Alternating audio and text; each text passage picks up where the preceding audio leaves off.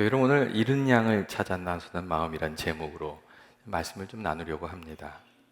세상에 있는 것 중에서 가장 귀한 것은 무엇이라고 생각하십니까? 사람들은 처해 있는 상황에 따라서 아마 다 다르게 생각하는 것 같습니다.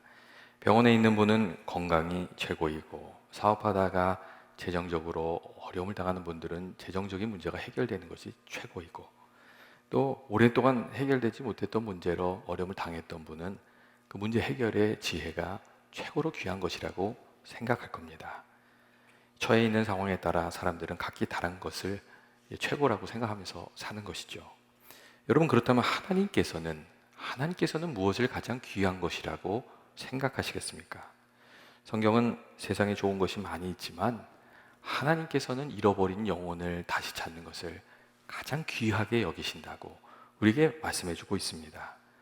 우리를 하나님께서 깊이 사랑하시기 때문에 우리 영혼을 귀히 여기시고, 또 잃어버린 영혼들이 주께로 돌아와서 하나님의 은혜 가운데 살아가는 것을 원하시고 계신 겁니다. 그래서 예수님께서 승천하시기 전에 제자들에게 귀한 사명을 주셨습니다. 너희는 가서 복음을 전하고 제자를 삼으라고, 그리고 가르쳐서 그것을 지키면서 살아가게 하라고, 그런 귀한 사명을 주셨습니다. 여러분, 교회는 무엇입니까? 네덜란드 신학자 요한네스 블라우라는 분은 교회의 본질에 대해서 이야기하면서 이런 이야기를 했어요. 불이 타기 위해서 존재하는 것처럼, 교회는 영혼을 구원하기 위해서 존재하는 것이라고 그렇게 이야기해 주었습니다. 그리고 누가복음 19장 10절 말씀을 보면 예수님께서 삭개오를 찾아가서 전도하신 이후에 아주 귀한 말씀을 하셨어요. 인자가 온 것은 잃어버린 자를 찾아 구원하기 위한 것이라고 그렇게 말씀하셨어요. 예수님의 말씀에 우리가 주목할 단어가 있는데 그게 뭐냐면 잃어버린 자라는 그 말이에요. 예수님께서 어떤 사람을 잃어버린 자라고 말씀하신 거예요. 예수님께서는 하나님을 떠나 살아가는 이들, 하나님을 외면하면서 살아가는 이들, 때로는 하나님을 대적하면서 죄를 지으면서 살아가는 이들을 몹쓸 사람이다, 책망받을 사람이다, 저주받을 사람이다, 버림받은 사람이다, 그렇게 얘기하지 아니하시고 잃어버린 자라고, 다시 찾아야 할 영혼이라고 여러분 그렇게 말씀해 주신 겁니다. 예수님께서 이 땅에 오신 이유가 잃어버린 자를 찾기 위한 것이라고, 구원하기 위한 것이라고 여러분 그렇게 말씀 주셨습니다. 예전에 공항에서 아들을 잃어버리셨던 목사님 이야기를 제가 들은 적이 있어요. 목사님께서 오랜만에 가족들이 다 여행을 가려고 공항에 간 거예요. 근데 거기 하나뿐인 아들이 있는데 아들이 공항에 가니까 흥분한 거예요. 오랜만에 여행을 간다니까. 막 사람들이 캐리어를 끌고 다니까 그것도 신기하고, 비행기가 뜨고 내리니까 그것도 신기하고, 그래서 막 흥분했어요. 근데 목사님이 먼저 일을 하시려다가 잠깐 한눈을 파시다가 봤는데 아들이 없어진 거예요. 아들이 금방 나타나겠지 생각을 했는데 안 나타나는 거예요. 그러니까 그 사모님이 이제 패닉이 되기 시작하신 거죠. 그리고 이 체면을 다 던져버리고 아들의 이름을 공항에서 고래고래 소리 질러서 부르면서 찾기 시작했어요. 그러니까 또 거기 있는 경찰들도 같이 이제 찾기 시작한 거예요. 그래서 공항 한쪽 끝에서부터 다른 끝쪽까지 아들을 찾아 나섰어요. 근데 이 아들이 돌아다니다가 공항 밖으로 나간 거예요. 못 들어오잖아요. 근데 하여튼 이게 이제 경찰하고도 연결돼서 아들이 다시 이제 만나게 됐어요. 그러니까 아들이 막 달려오더니 아빠를 탁 안고서는 막 울었대는 거예요. 그리고 아빠도 또 막 울고, 1시간 정도 애를 잊어버렸는데 한 10년 정도 잊어버린 것 같다고 그런 얘기를 하셨어요. 그러면서 하시는 말씀이 하나님께서 잃어버린 자녀를 찾으신다는 마음이 그때 무엇인지 조금 엿본 것 같다고 그런 이야기를 하셨어요. 예수님께서 이 땅에 보내신 하나님의 마음, 예수님을 이 땅에 보내신 하나님의 마음, 여러분 그 마음은 어떤 마음입니까? 온 성경의 마음은 잃어버린 양을 찾는 목자와 같은 마음이라고 그렇게 얘기해 주시고 계시고, 잃어버린 아들을 찾기 위한 아버지의 마음과 비슷하다고 이렇게 얘기해주고 계십니다. 이 잃어버린 영혼을 다시 찾고자 하는 하나님의 마음이 얼마나 간절한 것인지를 이 아버지의 마음, 목자의 마음에 빗대서 말해주고자 했던 것입니다. 오늘 우리가 읽은 누가복음 15장에는 이 하나님의 간절한 마음을 예수님께서 이 세 가지 비유로 반복해서 말씀해주고 계세요. 첫 번째는 잃어버린 양을 찾아 나서는 안타까운 목자의 마음. 그리고 두 번째는 하루 일당에 해당하는 한 데나리온을 잃어버려서 그것을 애타게 찾는 여인의 마음. 그리고 마지막으로는 자신을 버리고 떠난 탕자가 돌아오기를 기다리는 아버지의 안타까운 마음. 이 세 가지 이야기로 하나님의 마음을 예수님께서 말씀해주고 계십니다.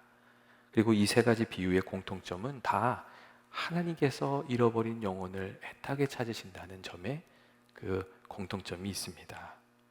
그렇기 때문인지 복음서를 보면 예수님께서 이 땅에 오셔서 늘 잃어버린 영혼을 찾으시고 관심과 사랑을 보여주시고 또 그들에게 친근히 하셨던 것을 우리가 알 수 있습니다. 예수님께서 세상에 낮고 천한 자들과 함께 하셨고 세상에서 중히 여기는 주목받는 종교 지도자들보다는 불신자들 한가운데 있는 것을 주님 더 기뻐하셨습니다. 그래서 예수님이 오해도 받으셨어요. 예수님 비난하는 말 중에 그 죄인의 친구라는 말이 있어요. 예수님이 그렇게 오해를 받으신 거예요. 그리고 예수님의 이러한 삶은 잃어버린 영혼에 대한 이 주님의 관심은 우리들에게 굉장히 중요한 도전과 질문을 또 던져주기도 합니다. 우리도 예수님처럼 잃어버린 영혼에 관심이 있는가? 우리도 예수님처럼 잃어버린 영혼을 사랑으로 찾아가 본 적이 있는가?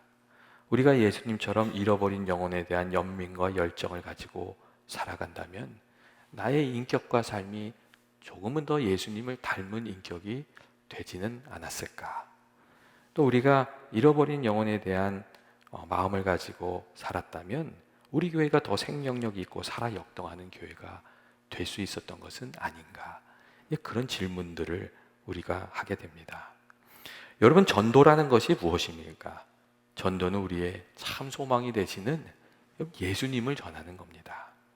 선교지에 갈 때마다 느끼는 것은 이 세상적으로 소망이 없는 곳에 예수님을 전해주면 그들이 예수님을 붙들고 예수님이 소망이 되시고 또 예수님이 도와주시는 그 은혜를 힘입어서 그 어려운 상황을 바꾸어가는 것, 그 삶도 바꾸고 그 지역사회도 바꾸어가는 것, 그런 것을 우리가 보게 됩니다.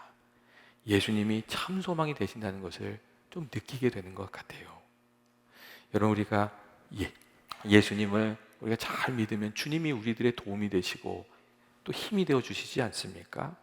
그래서 예수님을 알게 해주는 것, 복음을 전하는 것, 이것은 우리가 줄 수 있는 가장 좋은 것을 주는 일이 됩니다.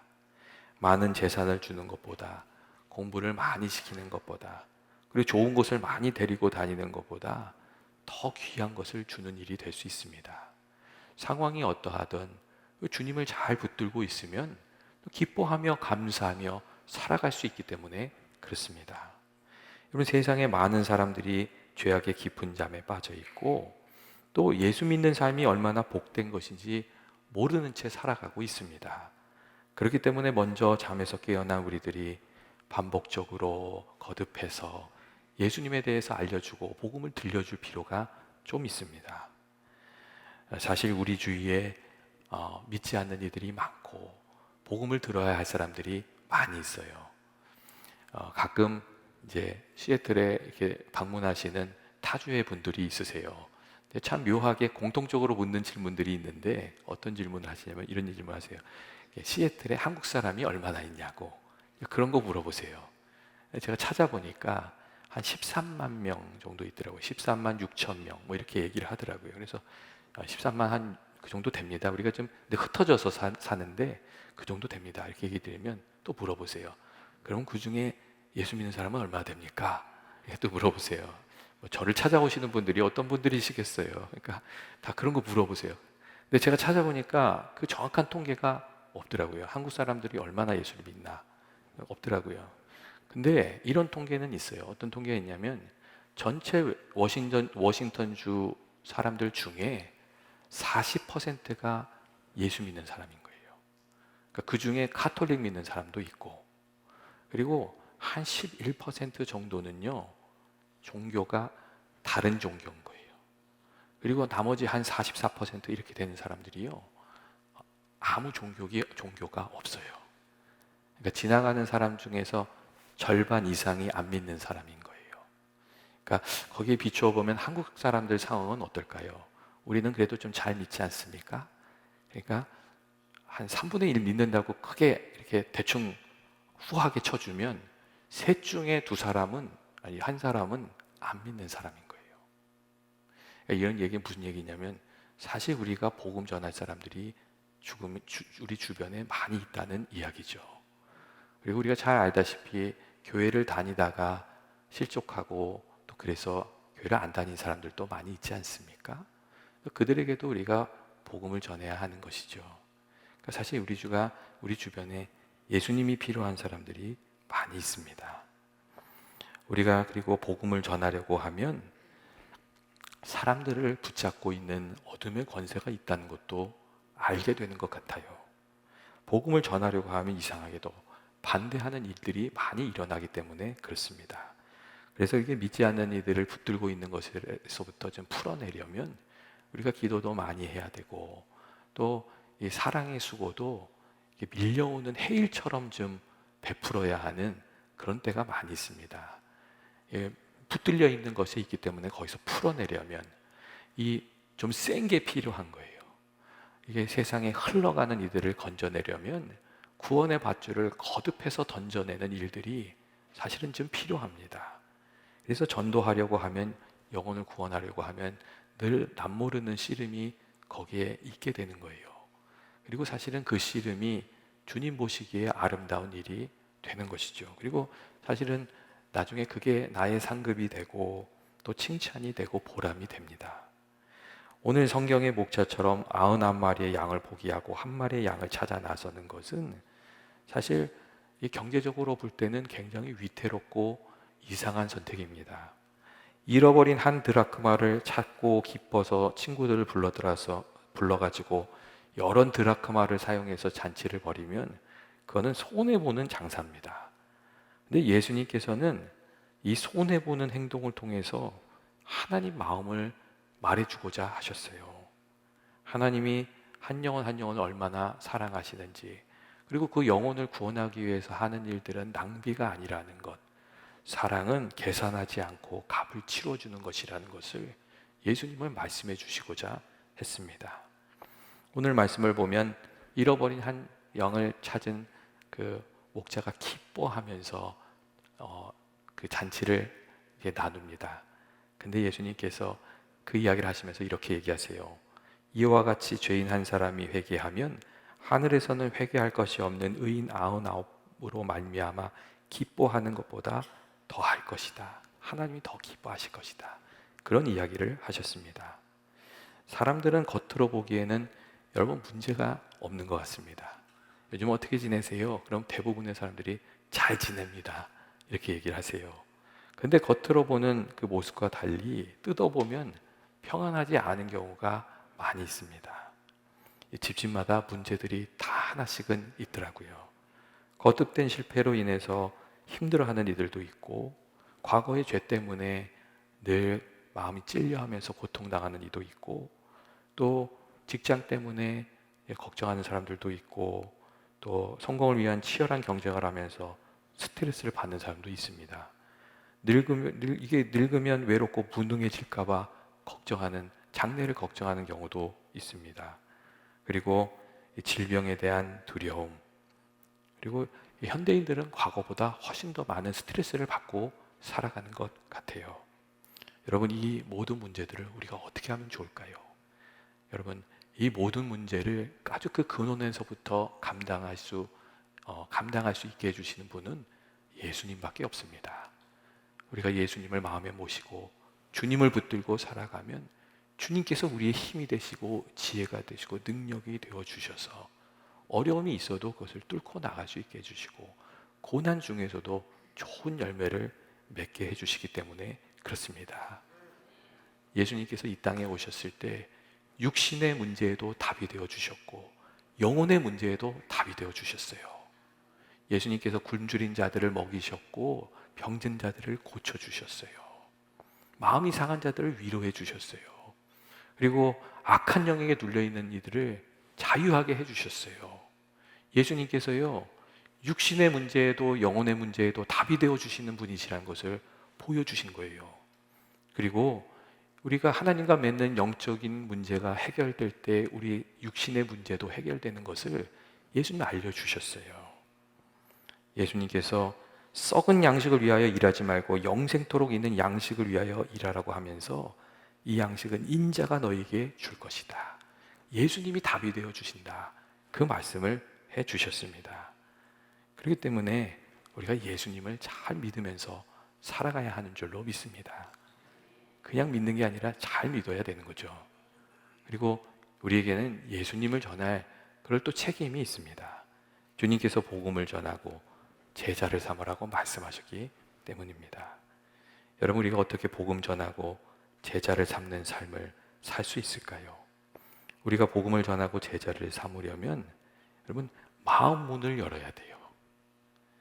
예수님을 마음에 받아들일 수 있도록 마음 문을 여는 일을 우리가 감당해야 돼요. 여러분, 전도는 단순히 말이 아닙니다. 전도는 예수님 받아들일 수 있도록 그 마음 문을 여는 거예요.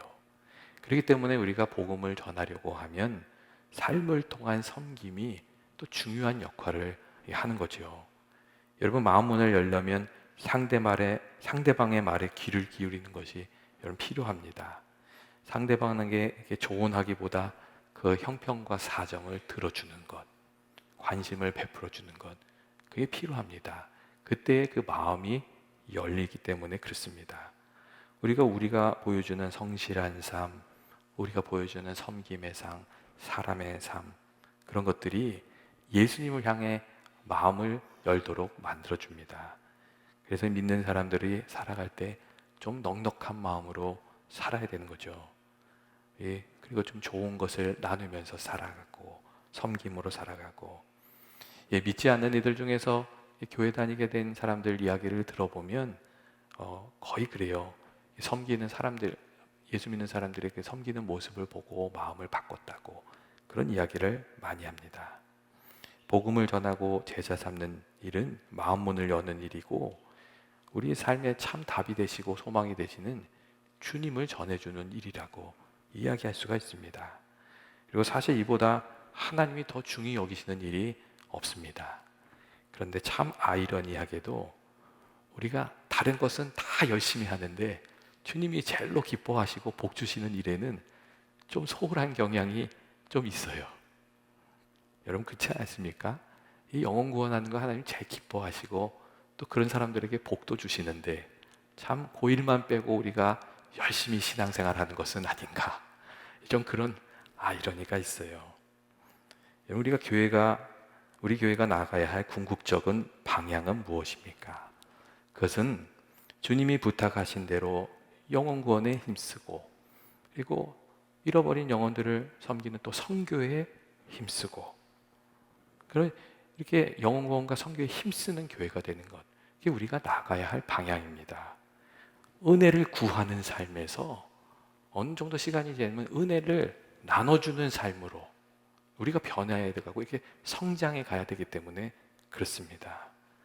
그러기 위해서 이제 교회에 하는 모든 일들이 우리를 위한 일에서부터 조금씩 변해서 영혼 구원을 위한 일로 바뀌어져 가야 되는 것이죠. 그리고 가만히 생각해 보면 우리 영적인 성숙도 그래요. 영적으로 성숙해 간다는 것은 사실 누군가에게 복음을 전할 수 있는 사람으로 바뀌어 가는 것을 의미해요. 교회의 사역을 잘 한다는 것은 그 일을 통해서 예수님을 전할 수 있으면 그 일이 잘 된 것이죠. 여러분, 우리들이 이 모든 일에 주님이 기뻐하시는 뜻을 담아내는 것, 그 방법 중에 하나는 그 모든 일들이 영혼을 섬기는 일로 쓰임받게 하는 것이라고 그렇게 생각을 합니다. 여러분, 우리 교회도 주님 기뻐하시는 일을 잘 감당해서 또 주님 기뻐하시는 교회가 되어야 하지 않습니까? 매일매일의 삶이 은혜를 구하는 삶에서 은혜를 나누는 삶으로, 그리고 주님을 증거하는 삶으로 이렇게 성숙해져 가고 변화해가는 그런 귀한 은혜가 저와 여러분에게 있기를 예수님의 이름으로 축원드립니다. 같이 기도하시겠습니다.